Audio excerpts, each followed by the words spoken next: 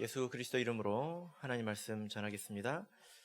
우리 다 같이 성경 말씀 야고보서 2장 14절에서 26절까지 말씀을 다 같이 찾겠습니다.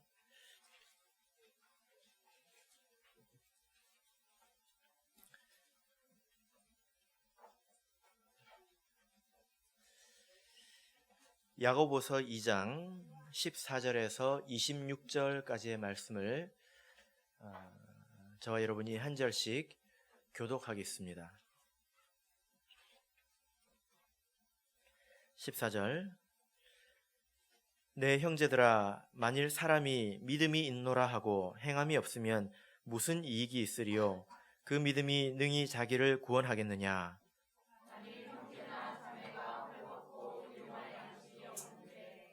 너희 중에 누구든지 그에게 이르되 평안히 가라, 더웁게 하라, 배부르게 하라 하며 그 몸에 쓸 것을 주지 아니하면 무슨 이익이 있으리요?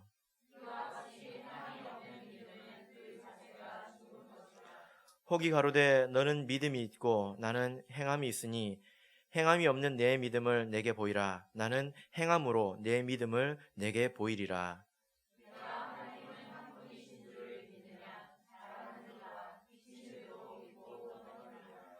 허탄한 사람아, 행함이 없는 믿음이 헛것인 줄 알고자 하느냐?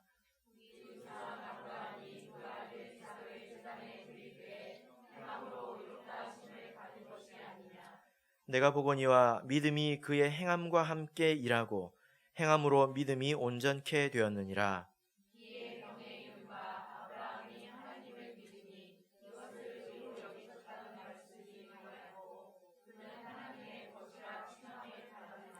이로 보건대 사람이 행함으로 의롭다 하심을 받고 믿음으로만 아니니라.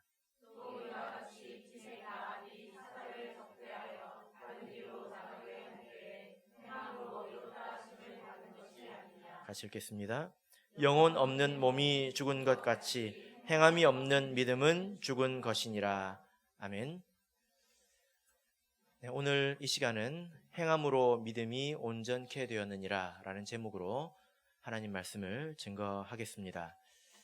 우리 부모님들이 자녀들에게 많은 말씀을 해주시죠. 특별히 그들이 아직 경험하지 못한 그 미래에 대해서 또 인생이라는 것에 대해서 많은 교훈을 주고 또 훈계를 합니다. 그런 이야기 부모님들은 다 해보셨을 겁니다. 그때 자녀들은 잘 듣던가요? 잘 듣습니까? 잘 안 듣습니까? 잘 안 듣죠? 자녀들의 입장에서 보면 그것이 크게 와닿지 않는 것 같습니다. 그래서 그런 이야기를 할 때 이미 눈빛부터 맛이 가 있죠. 도대체 어딜 보는지 모르겠습니다. 그런 자녀들의 모습을 보면 부모는 또 답답함이 더 커지고 걱정이 더 커집니다.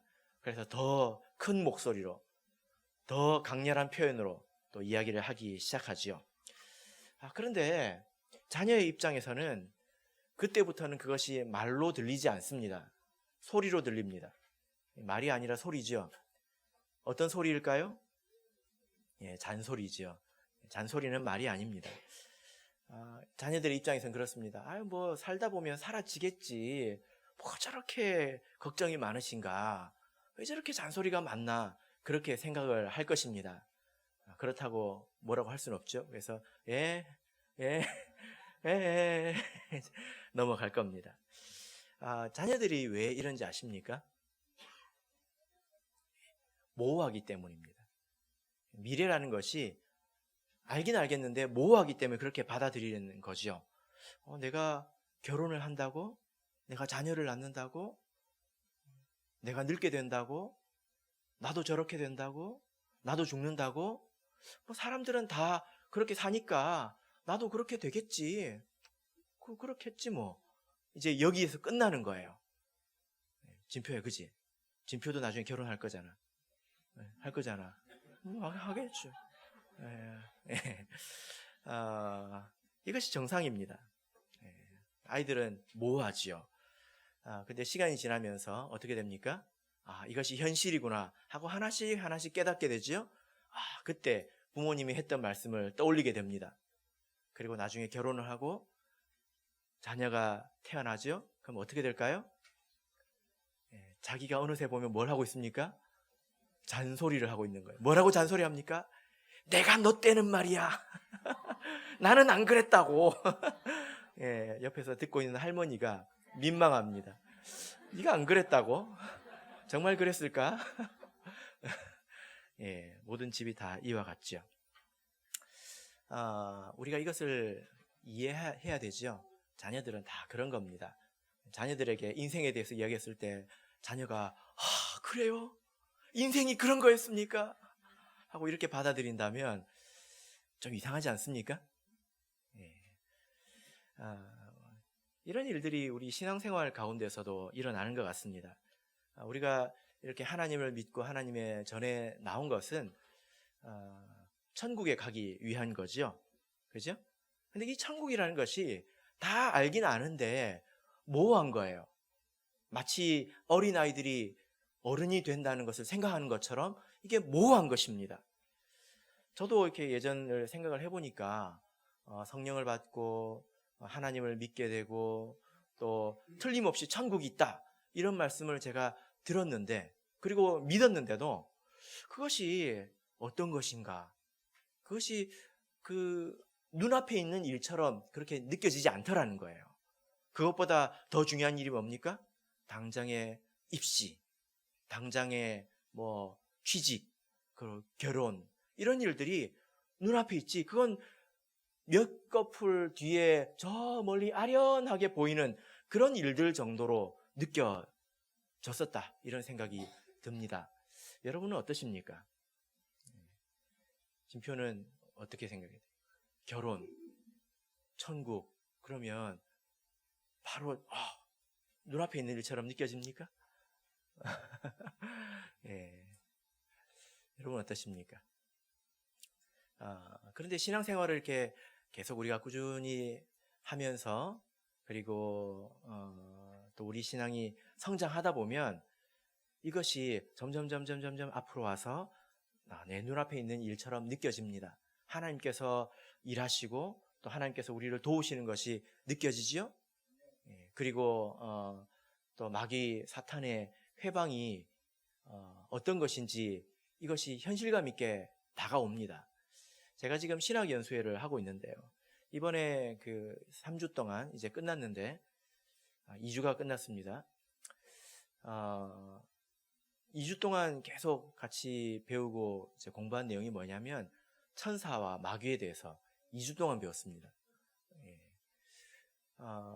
이제 많은 내용이 있는데 그 가운데 하나가 이 마귀 사탄이 얼마나 은밀하게 사람을 변화시키고 그리고 또 회방하는지, 우리가 마귀 사탄 그러면 거품 물고 쓰러지고 그런 것만 생각을 하죠. 근데 유다를 한번 생각해 보세요. 유다는 아무도 몰랐습니다. 그런데 어떻게 되었습니까? 마귀가 그 속에 예수님을 팔려는 마음을 넣지 않았습니까? 얼마나 은밀하게 사람을 변화시키고 또 파멸에 이르게 하는지, 그것이 성경에 있는 것만이 아니라 지금 우리 가운데도 있는 일이다. 이런 이야기들을 서로 이렇게 나누고 볼 때에 천국 가는 것이 머지않았다. 그리고 이 일이 정말 멀리 있는 일이 아니다. 이런 생각을 하게 되었습니다. 그래서 제가 이 말씀을 읽게 되었는데요. 베드로전서 4장 7절을 보겠습니다. 그런 생각이 짙어지다 보면 우리 마음에 이 말씀이 떠오르게 되죠. 베드로전서 4장 7절, 베드로전서 4장 7절 같이 읽겠습니다. 시작. 만물의 마지막이 가까웠으니 그러므로 너희는 정신을 차리고 근신하여 기도하라. 만물의 마지막이 가까웠으니 라는 말을 들을 때 별로 가까운 것 같지 않은데? 이렇게 느끼는 사람들은 정신을 차리고 근신하여 기도하라. 이렇게 생각하지 않겠죠. 그러니까 참 재밌는 것은요, 신앙생활을 열심히 하고 깨어있고 이런 사람들은 내가 신앙생활을 더 열심히 해야지, 내가 정말 정신 차려야 되겠다, 나라는 사람도 언제 변화가 될지, 혹시 미혹을 당할지 누가 알겠는가, 그런 생각에 더욱더 마음을 다잡게 됩니다. 그런데 믿음이 이제 흐려있는 사람들 같은 경우에 이런 생각을 할까요? 내가 정말 정신 차려야겠다, 이런 생각을 할까요? 안 하겠죠. 천국이 가까웠습니다. 그래서 우리가 우리 눈앞에 있는 이 천국을 생각할 때에 우리의 마음의 중심이 바로 서 있어야 합니다. 그래서 그것이 흔들리지 말아야 합니다. 정신을 차리고 맑은 정신으로 깨어서 근신하며 내가 기도해야 되겠다 할 때 그 중심이 있어야 합니다. 그 중심이 뭘까요? 우리가 어떻게 구원을 얻는가에 대한 지식입니다. 우리가 어떻게 구원에 이르게 되는가, 이 지식이 중심에서 흔들리지 말아야 합니다. 여러분, 우리는 어떻게 구원을 얻게 됩니까? 우리는 무엇으로 구원을 얻습니까? 이렇게 질문을 하면 대답하기가 굉장히 곤란하죠. 그런 질문을 어떻게 한마디로 대답을 할 수 있겠습니까? 여러분 마음속에 많은 생각들이 이렇게 지나갈 텐데요. 그러나 우리가 이것을 한마디로 정리를 해본다면 우리는 무엇으로 구원을 얻는다, 이렇게 말할 수 있습니까? 우리는 믿음으로 구원을 얻습니다. 이 말이 이해되십니까? 로마서 1장을 보겠습니다. 로마서 1장. 우리가 세례받아야 된다, 이 말은 맞는 말이죠. 그런데 그것은 부분적인 답입니다. 우리는 어떻게 구원에 이르게 됩니까? 어떻게 구원을 얻습니까? 이것이 마음속에 흔들리지 말아야 돼요. 로마서 1장 16절, 17절.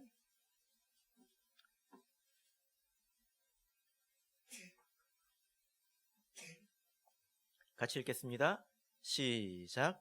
내가 복음을 부끄러워하지 아니하노니 이 복음은 모든 믿는 자에게 구원을 주시는 하나님의 능력이 됨이라.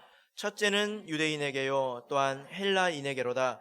복음에는 하나님의 의가 나타나서 믿음으로 믿음에 이르게 하나니 기록된 바 오직 의인은 믿음으로 말미암아 살리라 함과 같으니라.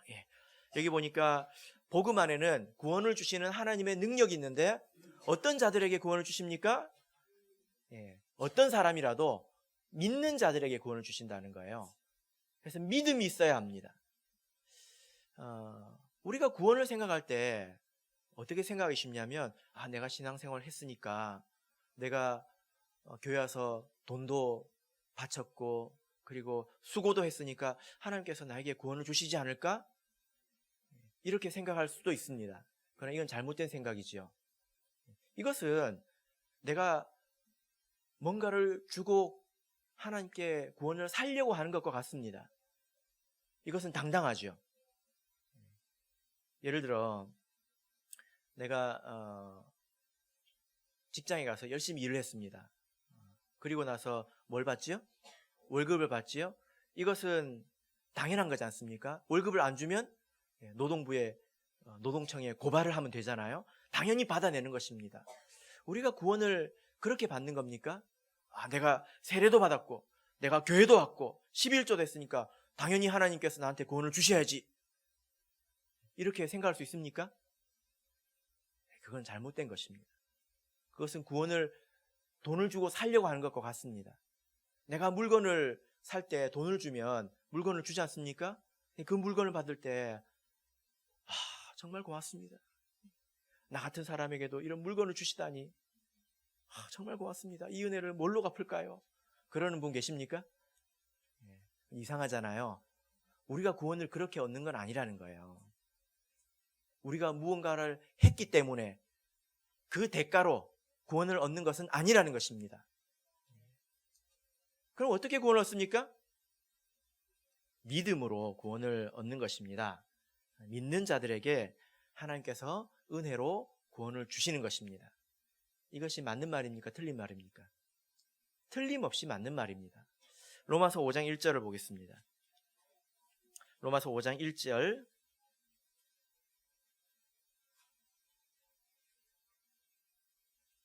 로마서 5장 1절.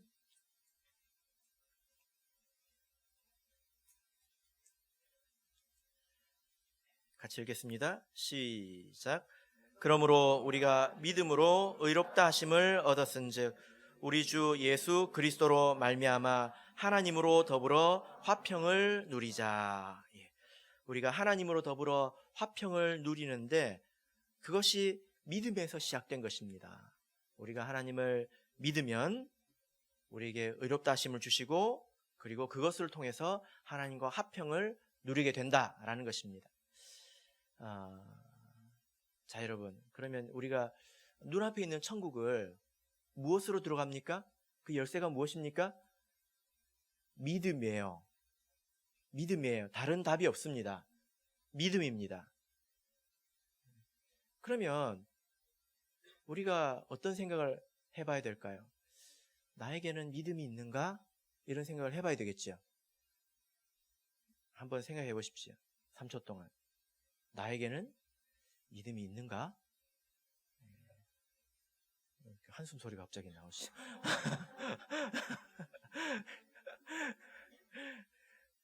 예. 이 말을 예전에 제가 생각할 때 되게 좀 모호하게 생각했던 기억이 납니다. 이렇게 물으면 다 죄인을 만들 수 있어요. 여러분에게 믿음 있습니까? 그러면 이제 듣는 사람이 다 죄인이 될 수 있죠. 근데 이 말은 모호한 말이 아닙니다. 제가 이렇게 물으면 여러분들이 되게 대답하기 힘들 거예요. 여러분 저를 믿으십니까? 병건이가 이렇게 어떻게 그렇게 0.1초 만에 고개를 흔들 수가 있어? 생각은 한번 해봐야지. 예. 이 말할 때 쉽게 대답할 수 있어요? 예? 저를 진표 형제 저를 믿습니까? 예. 예. 예. 이런 질문은 아니라는 거예요. 이게 얼마나 모호한 질문입니까? 그 뒤에 뭔 말을 하려고 지금 저 말하나 그런 생각이 들지 않겠습니까? 그런데 성경에서 말하는 이 믿음에는 내용이 있습니다. 구체적인 내용이 있습니다. 그래서 우리가 그것을 들었을 때 내가 믿는지 안 믿는지 분명하게 알 수 있습니다. 히브리서 11장을 보겠습니다. 히브리서 11장 6절.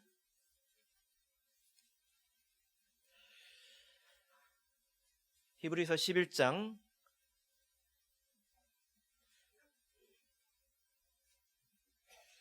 6절 같이 읽겠습니다. 시작.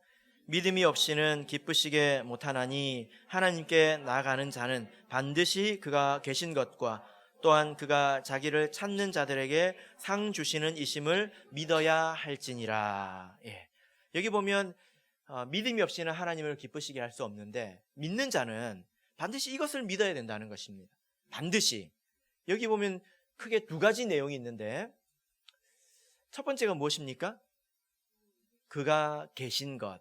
그래서 하나님이 있다는 것인데 이 말은 하나님은 원래 있었다는 것입니다. 하나님은 스스로 존재하는 분이라는 거예요. 우리는 스스로 존재하는 사람이 아니죠. 그죠?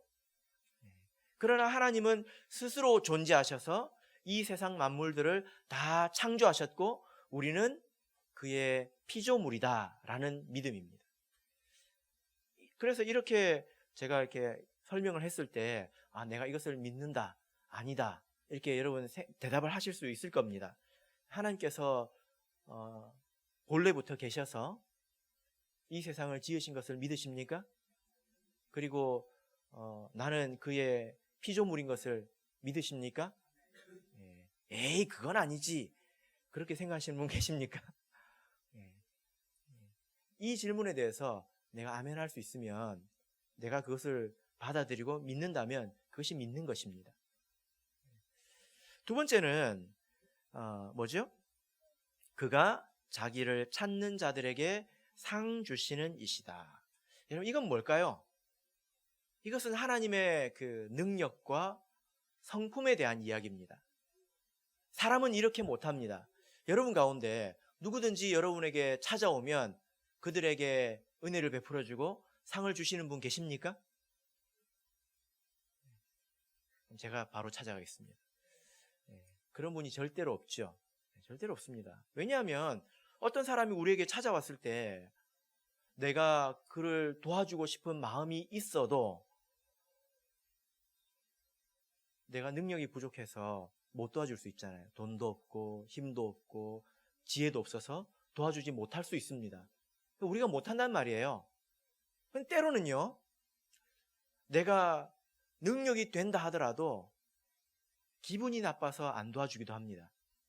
그 사람이 하는 것을 보고 너는 자격이 없다, 이렇게 생각을 하기도 합니다. 그래서 우리가 안 도와줄 수도 있죠. 그죠? 근데 하나님은 누구든지 자기를 찾는 자들에게 상을 주시는 분이다. 이것은 하나님의 자비가 무한하다는 것입니다. 그리고 하나님께서 무한한 능력을 가지고 어떤 것이든지 그들에게 응답해 줄 수 있다라는 것입니다. 그래서 이것은 하나님의 능력과 성품에 관한 것이죠. 여러분, 이 하나님의 능력과 성품이 어디에서 가장 잘 드러납니까? 하나님께서 사람들을 사랑하시고 그들에게 자비를 베풀어 주시고 그들에게 가장 필요한 것을 주신 것이 어디에서 가장 잘 드러납니까? 예수님입니다. 예수님의 십자가이죠. 하나님께서 말씀이 육신이 되셔서 이 땅에 오셨고 십자가에서 죽으심으로 우리를 죄에서 구원해 주시지 않았습니까? 그리고 부활하시고 승천하셔서 누구든지 이 세상에 그 어떤 사람이라도 잘생겼든지 못생겼든지 지식이 많든지 적든지 그 어떤 사람이라도 하나님 앞에 나와서 주의 이름을 불러 세례를 받을 때에 그의 죄를 씻어 주십니다. 이것이 하나님의 자비와 사랑이지요.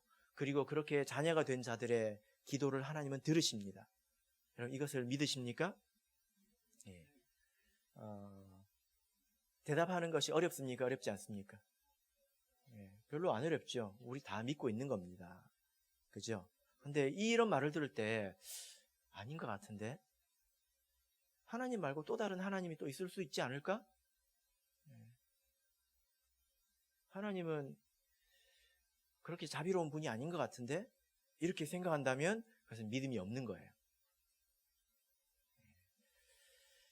만약에 우리가 이것을 믿는다면 첫 번째 관문을 통과한 것입니다. 그런데 아직 두 번째 관문이 남아있죠.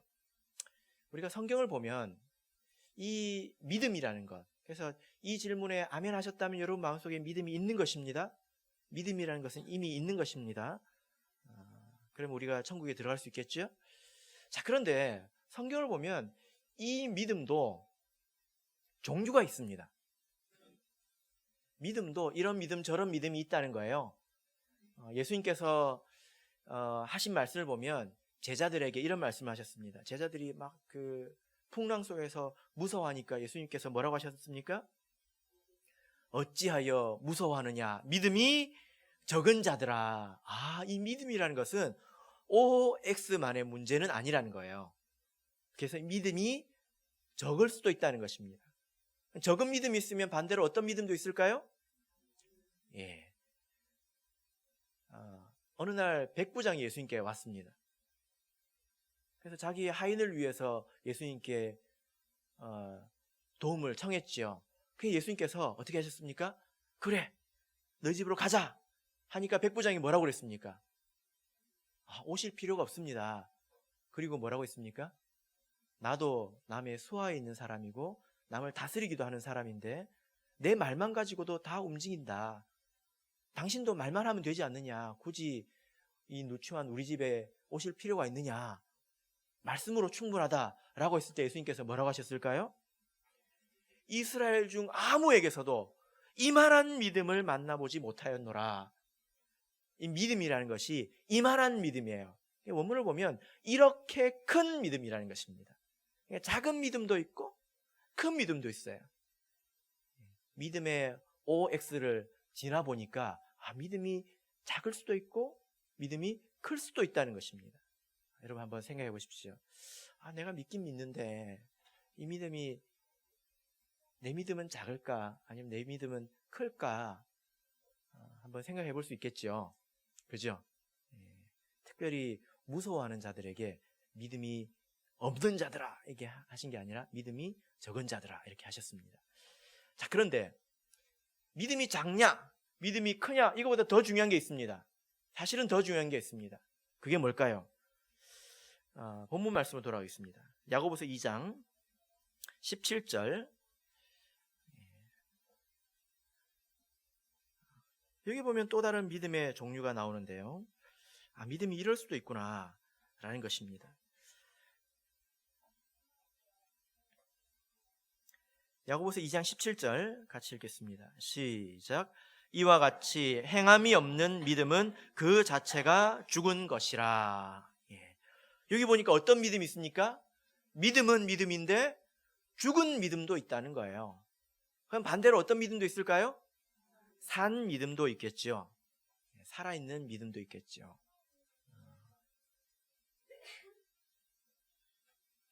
22절을 보면 행함으로 믿음이 온전케 되었느니라. 그래서 온전한 믿음, 살아있는 믿음. 이것은 크냐 작냐 이게 중요한 게 아닙니다. 예수님께서 겨자씨의 비유를 하셨죠. 어떤 씨앗은 막 주먹만 합니다. 겨자씨는 어떻습니까? 작죠.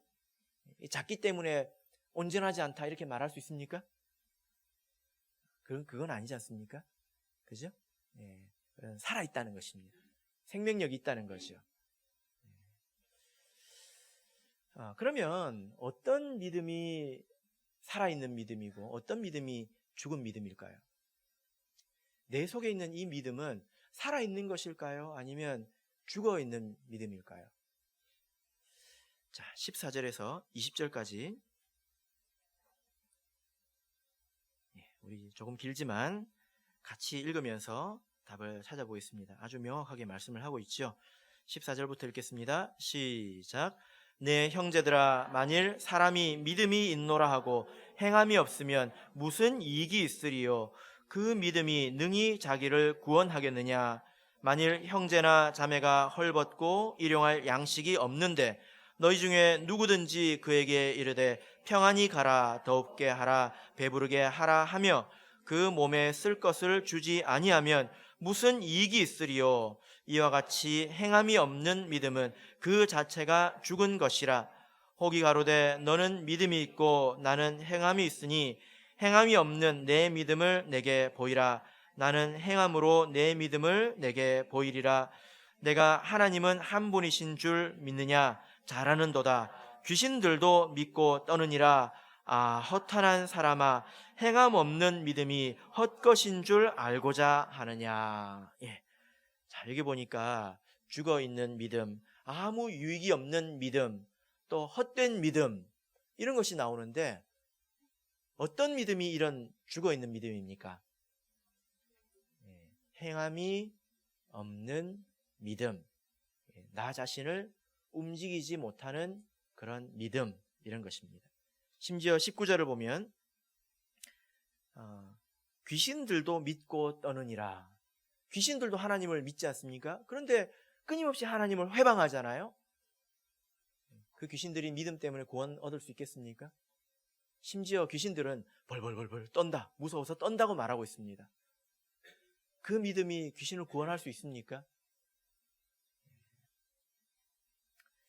그래서 이 말씀의 뜻은 뭐냐면 믿음이 살아있다면 그 믿음은 반드시 우리를 움직이게 한다. 그 믿음은 반드시 드러나게 된다는 것입니다.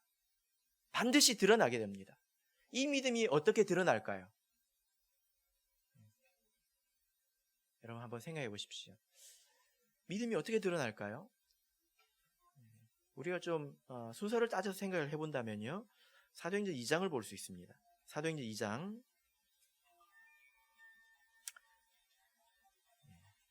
37절을 보겠습니다.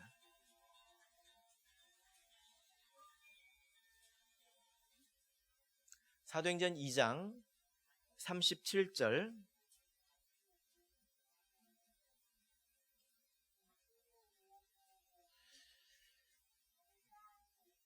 자, 읽겠습니다. 시작.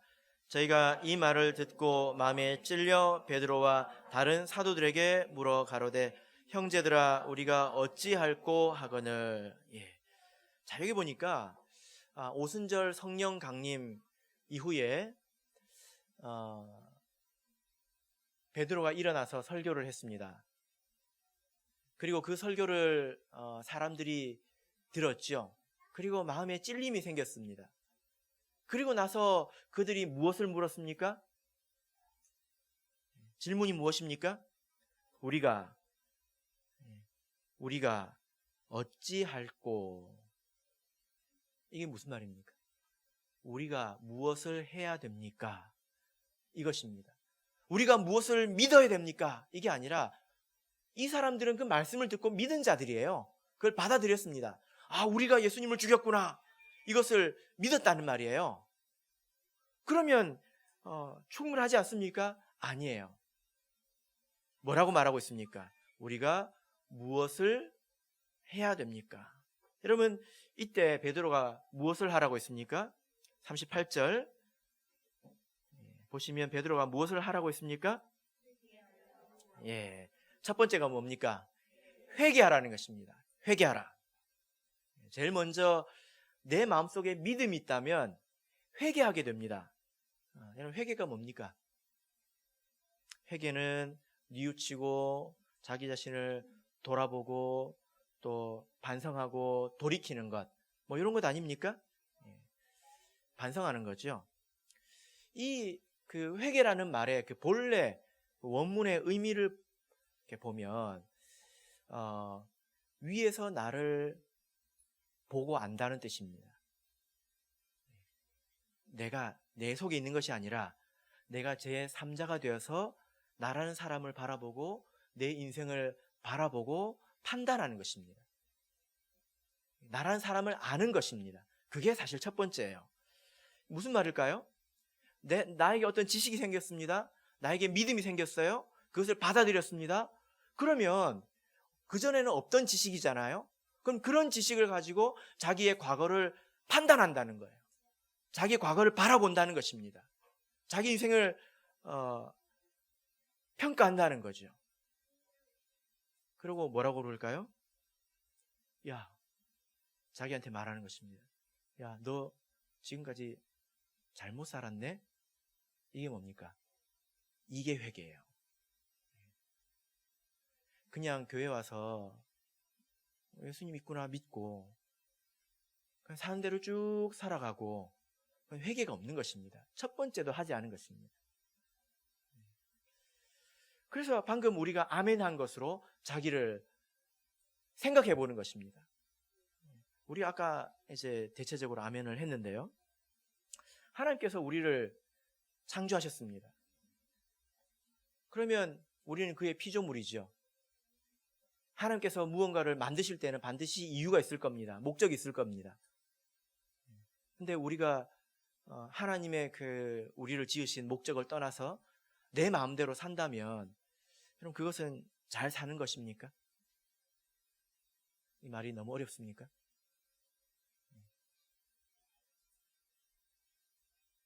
여러분, 원래는 이런 이야기는 가르쳐줘서 아는 게 아니라 스스로 믿음이 살아있다면 스스로 하게 됩니다. 스스로 믿음이 살아있으면 하나님께서 우리를 지으셨구나, 나는 그의 피조물이구나 라는 것이 살아있는 믿음이라면 스스로 자기를 돌아보게 된다고요. 내가 정말 그렇게 살았는가? 그럼 난 잘못 살았네? 지금까지 난 도대체 무엇을 위해서 산 거지? 하고 자기를 돌아보게 된다는 것입니다. 그런데요, 제가 지금까지 우리 성도님들에게 말씀을 이렇게 전하면서 어떤 걸 느끼냐면, 스스로 하는 사람은 제가 이런 말을 안 해도 스스로 합니다. 스스로 안 하는 사람은 제가 이런 말을 해도 스스로 하지 않습니다. 이해되십니까? 한번 생각해 보세요. 이것은 우리가 틀림없는 것입니다. 하나님이 계십니다. 하나님 우리를 지으셨죠. 지으신 데는 이유가 있지 않습니까? 뭔가 만들 때는 목적이 있잖아요. 그걸 떠나서 내가 하고 싶은 대로, 살고 싶은 대로 살아가면 그 인생 통째로 살인도 안 하고 간음도 안 하고 아무것도 안 해도 그 인생 통째로 그것은 죄의 덩어리입니다. 맞지요? 동의가 안 되는 분은 마치고 제 방에 오시면 되겠습니다. 네. 이거는 아주 초등학생도 이해할 수 있는 상식만 가지고 이야기한 것입니다. 근데 이게 어찌 이 쉬운 생각에 도달하지 않는가? 어찌 여기까지 이르지 않는가? 하나님은 있다고 믿으면서 어떻게 자기 마음대로 살 수 있는가? 한번 생각해 보세요. 어떻게 그 믿음 가지고 자기를 돌아보지 않고 자기 인생을 평가하지 않을 수 있는가? 그 믿음이 살아있지 않기 때문입니다.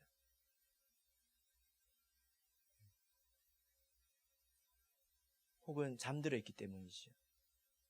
그래서 제가 이렇게라도 말해가지고 흔들어 깨우는 것입니다. 원래 이런 것은 가르쳐 주는 게 아니에요. 스스로 생각하는 것입니다. 이게 회개예요, 회개. 회개라는 것이 하나님 내가 뭐 잘못했네요. 물론 그것도 회개죠. 그런데 여기서 말하는 회개는 너희가 회개하라 라는 것은 우리의 인생이 통째로 잘못됐다는 것을 인정하라는 것입니다. 예수님 믿지 않고 살아왔던 과거들, 자기의 뜻대로 살아왔던 과거들이 내가 아무리 선하게 살려고 했다 손 치더라도 그것은 잘못된 것이다. 왜냐하면 하나님께서 나를 지으셨고 나를 부르신 데는 이유가 있는데 내가 내 마음대로 살았기 때문에 그건 통째로 잘못된 것이다 라는 것입니다.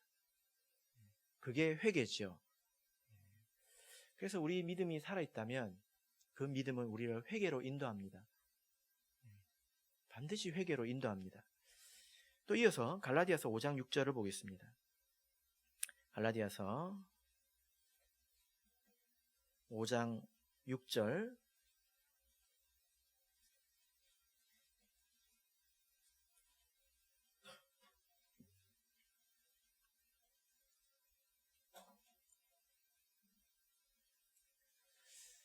갈라디아서 5장 6절 네, 같이 읽겠습니다. 갈라디아서 5장 6절 읽겠습니다. 시작. 그리스도 예수 안에서는 할례나 무할례가 효력이 없되 사랑으로서 역사하는 믿음뿐이니라. 예. 바울 사도는 믿음으로 구원을 얻는다고 아주 강하게 역사한 사람이지요. 근데 이 믿음이라는 게 뭘까? 바울 사도가 말하는 이 믿음이라는 게 뭘까? 여기 나와 있는데 이 믿음은 이 머릿속에만 있는 것은 아니라는 겁니다. 정신세계에만 머물러 있는 것이 아니라 이 믿음은 사랑으로서 역사한다는 것입니다. 이 역사한다는 말은 일한다는 뜻입니다. 이 믿음은 반드시 일하는데 어떤 일을 합니까? 어떤 일을 하게 됩니까? 사랑이라는 것을 일하게 된다는 것입니다. 그죠? 그래서 내가 뭔가를 받아들이는 것이 믿음이다. 그럴 때도 있습니다. 어떤 때가 있냐면 내가 죽기 직전에 세례를 받아서 세례를 받자마자 죽으면 그 믿음도 의미가 있습니다. 일반적인 경우에 그런 건 믿음이 아닙니다. 믿음은 반드시 사랑으로 역사합니다. 그죠? 근데 이 사랑은 어떤 사랑일까요? 무엇을 어떻게 사랑한다는 말일까요? 누가복음 10장을 보겠습니다. 누가복음 10장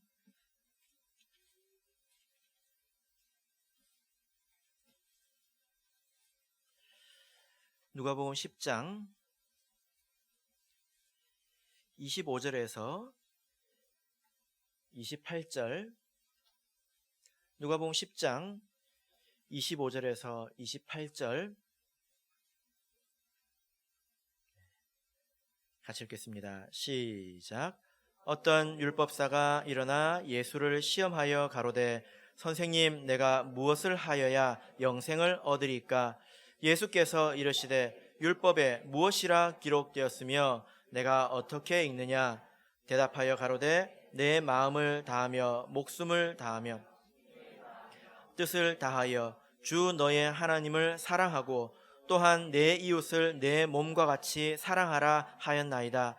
예수께서 이르시되 내 대답이 옳도다. 이를 행하라. 그러면 살리라 하시니. 예. 자, 우리 정리 한번 해봅시다. 여러분 천국을 믿으십니까? 우리 앞에 천국이 있지요.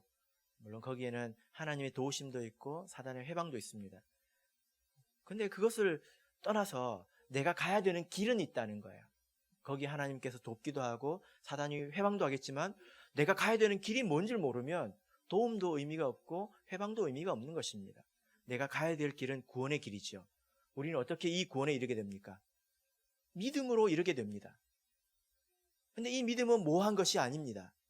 무엇을 믿는 것입니까? 하나님이 모든 것의 근원이 되신 것과 예수 그리스도의 사랑으로 우리를 구원하신 것입니다. 이것이 핵심이죠. 이것은 아멘 하기 어려운 것이 아닙니다. 그런데 이 믿음이 살아있을 수도 있고 죽어있을 수도 있다는 거예요. 이 믿음이 살아있다면 우리를 첫 번째로 회개하게 합니다. 우리 자신의 인생을 판단하게 한다는 거예요. 야, 네가 그렇게 세상에서 잘났다고 큰 소리 뻥뻥 치지만 하나님 앞에서는 아무것도 아니었구나. 자기를 판단하게 한다는 거예요. 그리고 두 번째, 이 믿음은 사랑하게 합니다. 누구를 사랑하게 합니까? 여기 보면 마음을 다하고 목숨을 다하고 힘을 다하며 뜻을 다하여 하나님을 사랑하게 하고요. 그리고 내 이웃을 내 몸과 같이 사랑하게 합니다. 그래서 이 참된 믿음이 있는 사람들은 제가 생각할 때 말씀 듣기를 사모할 것입니다. 이것이 때로는 책망하는 말씀 같지만 내가 믿음이 있다면 이것은 나를 깨우쳐주는 말씀이에요. 그렇지 않겠습니까? 어떻게 내가 하나님께 가까워질 수 있는지, 어떻게 하나님의 뜻을 행할 수 있는지 이것을 가르쳐주는 말씀이지 않습니까? 그 가운데서 우리가 어떻게 하나님을 사랑할 수 있는지 또 배울 수 있기 때문에 말씀 듣는 것을 기뻐할 것입니다. 또 찬양하겠지요. 우리가 하나님을 어떻게 사랑하는지 성경에서 답을 찾아야 합니다. 내 마음대로 막 하면 안 됩니다. 어떤 분은 처음에 감동이 넘쳐가지고 그때부터 청소를 하기 시작합니다. 힘부터 쓰기 시작하죠. 그건 좀 성급한 겁니다. 더 중요한 게 있죠. 미가서 6장을 보겠습니다.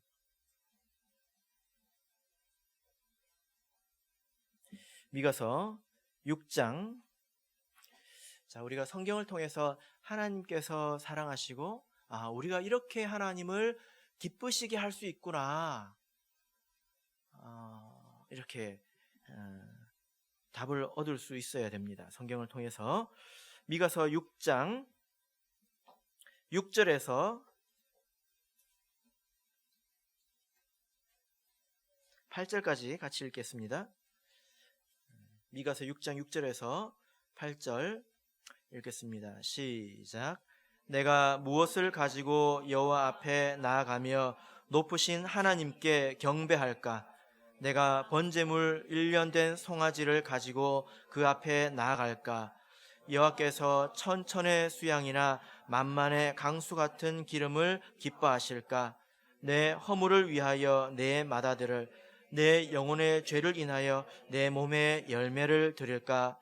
사람아, 주께서 선한 것이 무엇임을 내게 보이셨나니 여호와께서 내게 구하시는 것이 오직 공의를 행하며 인자를 사랑하며 겸손히 내 하나님과 함께 행하는 것이 아니냐.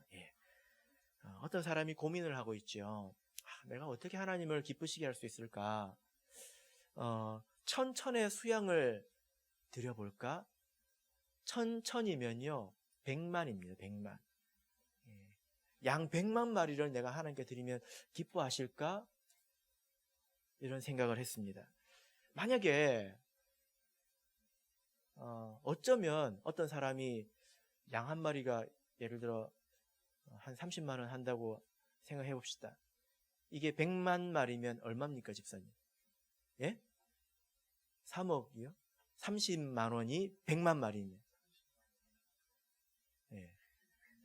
예, 빨리 계산이 안 되십니까? 예, 빨리 계산이 되기에는 동그라미가 너무 많죠. 네, 3천억 정도 됩니까? 만약에 어떤 사람이 하나님 앞에 3천억을 바쳤습니다. 그 사람은 그 다음부터 어깨에 힘이 많이 들어가겠죠. 이렇게. 어깨에 힘이 들어가서 이렇게 다닐지도 모르겠습니다.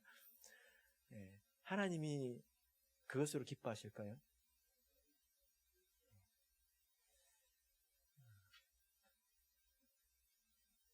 답이 있습니다. 8절을 보시면 여기 세 가지 답이 있는데요. 사람아, 주께서 선한 것이 무엇임을 내게 보이셨나니 여호와께서 내게 구하시는 것이 오직 공의를 행하며. 첫 번째가 무엇입니까? 공의를 행하는 것입니다. 이것은 나라는 사람이 거룩해지는 것을 말합니다. 이 말씀은 우리가 어디서 볼 수 있냐면요, 여긴 접어놓으시고 로마서 12장을 보겠습니다. 하나님께서 기뻐하시는 것은 이것입니다. 가끔 어떤 분들은요 이렇게 말씀하시는데 뭐냐면 내가 교회에 헌금도 못하고 돈이 없으니까 그래서 자기는 하찮은 사람인 것처럼 말씀하시는 분도 있습니다. 이건 잘못 아시는 거예요. 하나님께서 기뻐하시는 것의 1번이 이것입니다. 로마서 12장 1절 2절 같이 읽겠습니다. 시작. 그러므로 형제들아, 내가 하나님의 모든 자비하심으로 너희를 권하노니 너희 몸을 하나님이 기뻐하시는 거룩한 산 제사로 드리라. 이는 너희의 드릴 영적 예배니라. 너희는 이 세대를 본받지 말고 오직 마음을 새롭게 함으로 변화를 받아 하나님의 선하시고 기뻐하시고 온전하신 뜻이 무엇인지 분별하도록 하라. 여기 보니까 하나님께서 기뻐하시는 것이 있는데 하나님께서 기분이 좋다는 거예요. 뭘까요? 우리의 몸을 거룩한 산 제사로 드리는 것입니다. 그러면 우리가 불판 위에 올라가야 될까요? 그건 아니겠죠. 이 말은 우리의 삶이 변화됐다는 겁니다. 2절에서 구체적으로 말하고 있어요. 이 세대를 본받지 않는 것, 이 세상의 풍조, 타락한 문화들, 그런 것에서 자기를 지키는 것, 믿음으로. 그래서 나라는 사람이 거룩해지고 나라는 사람이 하나님을 사랑하는 것, 나라는 사람 자체가 하나님께서 기뻐하시는 제물이 된다는 거예요. 그것이 하나님께서 가장 기뻐하시는 것입니다. 이것이 공의를 행하는 것입니다. 두 번째가 무엇일까요? 미가서 6장을 보면 공의를 행하며 인자를 사랑하며. 여기서 말하는 인자는 우리 자매님의 이름이 아니겠죠? 여기서 말하는 인자는 무엇입니까? 자비를 베풀어 주는 것. 연약한 사람들에 대해서 자비를 베풀어 주는 것입니다. 세 번째는 무엇입니까? 내 하나님과 함께 행하는 것. 하나님께서 행하시는데 거기에 함께 하는 것입니다. 하나님께서 행하신다는 것은 하나님의 성업, 사람을 구원하는 이런 사역을 말하지요. 거기에 우리가 동참한다는 것입니다. 오늘 본문의 말씀으로 돌아가시면요, 야고보서 2장 15절에서 17절을 보겠습니다. 야고보서 2장 15절에서 17절 같이 읽겠습니다. 15절에서 17절 시작. 만일 형제나 자매가 헐벗고 일용할 양식이 없는데 너희 중에 누구든지 그에게 이르되 평안히 가라, 더웁게 하라, 배부르게 하라 하며 그 몸에 쓸 것을 주지 아니하면 무슨 이익이 있으리요. 이와 같이 행함이 없는 믿음은 그 자체가 죽은 것이라. 우리 성도님들께서 믿음에는 실천이 따라야 된다, 이런 말씀을 많이 이미 들으셨을 겁니다. 그런데 그때마다 뭔가 행함이 있어야 된다, 행위가 따라야 된다 라고 할 때 구체적으로 어떤 생각을 하셨습니까?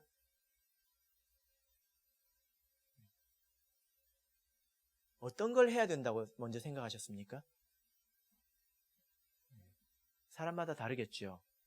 근데 여기서는 무엇을 말하고 있습니까? 여러분, 이거보다 더 중요한 게 많아 보이지 않습니까? 예배를 드리는 것, 안식일을 지키고 11조를 하고 또 교회에 봉사하고 이런 거 되게 많잖아요. 그런데 지금 무엇을 말하고 있습니까? 이웃을 사랑하는 것을 말하고 있습니다. 이건 하나만 말하고 있잖아요. 왜 그럴까요? 어떤 분은 이걸 가지고 오해를 합니다. 이거 하나만 하면 다 되는 것처럼, 이게 가장 중요한 것처럼 이렇게 이야기를 합니다. 사실은 그렇지는 않아요. 우리가 하나님을 믿게 되면 방금 전에 말씀드린 것처럼 회개에서부터 시작해서 차근차근 해 나가게 됩니다. 근데 그 끝에 무엇이 있습니까? 바로 이웃을 사랑하는 게 들어있습니다. 하나님을 사랑하지 않으면 이웃을 사랑할 수 없어요. 하나님을 사랑하지 않으면서 이웃을 사랑할 수 없다는 것입니다. 이것을 말하는 것은 앞에 있는 것을 사실은 많이 생략했다는 거예요. 이것은 이제 끝에 있는 거지요.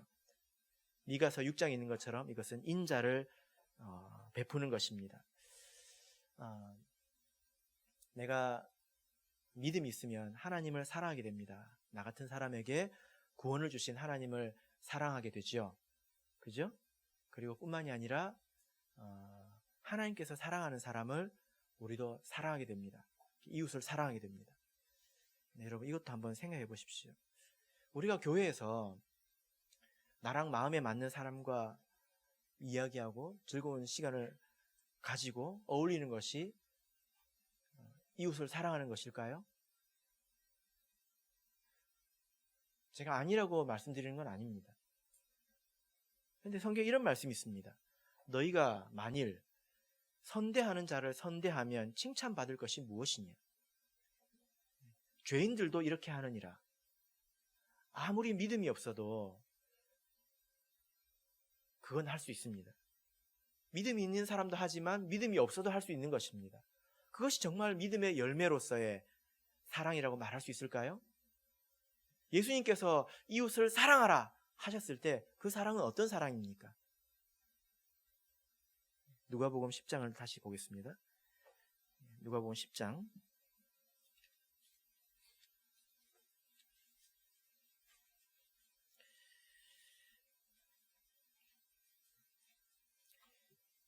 29절에서 37절까지 말씀을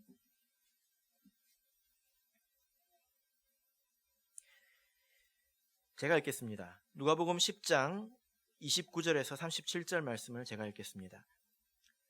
이 사람이 자기를 옳게 보이려고 예수께 여짜오되 그러면 내 이웃이 누구 오니까? 예수께서 대답하여 가라사대 어떤 사람이 예루살렘에서 여리고로 내려가다가 강도를 만나매 강도들이 그 옷을 벗기고 때려 거반 죽은 것을 버리고 갔더라.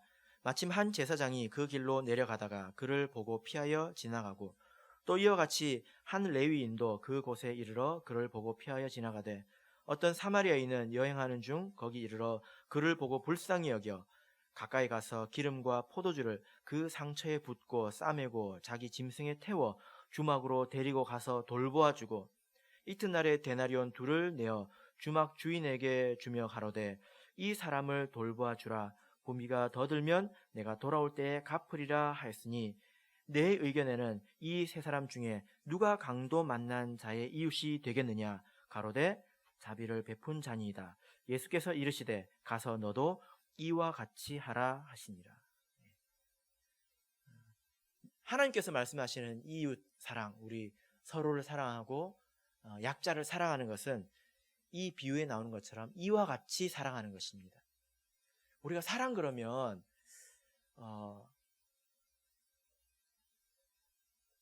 좋아하는 것을 생각하지요. 그것이 사랑일 수도 있습니다.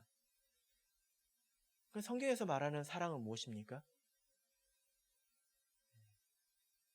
사랑은 오래 참고, 사랑은 불쌍히 여기는 것입니다. 내가 이제 내 아내를 사랑했던 기억을 가지고 다른 사람도 그렇게 사랑한다고 말할 수 있을까요? 큰일 나겠죠. 그러면 안 됩니다. 성경에서 말하는 사랑은 하나님께서 우리를 보고 불쌍히 여긴 것처럼 그 사람을 보고 불쌍히 여기는 것입니다. 그래서 그 연약함에 대해서 오래 참아주는 것입니다. 이것이 사랑이죠. 그리고 그에게 필요한 도움을 우리가 희생적으로 제공하는 것입니다. 이것이 사랑입니다. 사랑은 감정만의 문제는 아니라는 거예요. 말씀의 결론 맺겠습니다. 여러분, 하나님께서는 물론 이미 아십니다. 뭘 아시냐면 우리 속에 아까 아멘 할 때 그 아멘이 살아있는 아멘인지 죽어있는 아멘인지 하나님은 이미 아십니다. 나는 알까요? 내 마음속에 이 믿음은 살아있는 믿음입니까? 죽어있는 믿음입니까? 죽어있는 믿음이라고 스스로 생각하면 큰일 나겠지요. 우리는 스스로 살아있다고 생각해야 되지 않겠습니까? 그죠? 그러면 내 믿음이 일하도록 해야 합니다. 스스로를 움직이게 해야 되겠죠. 그죠? 그럴 때 우리가 그 믿음으로 천국에 들어갈 수 있는 것입니다. 바라옵기는 이러한 실천 가운데 믿음이 온전해지시는 저와 여러분이 되시기를 예수 그리스도 이름으로 축복합니다.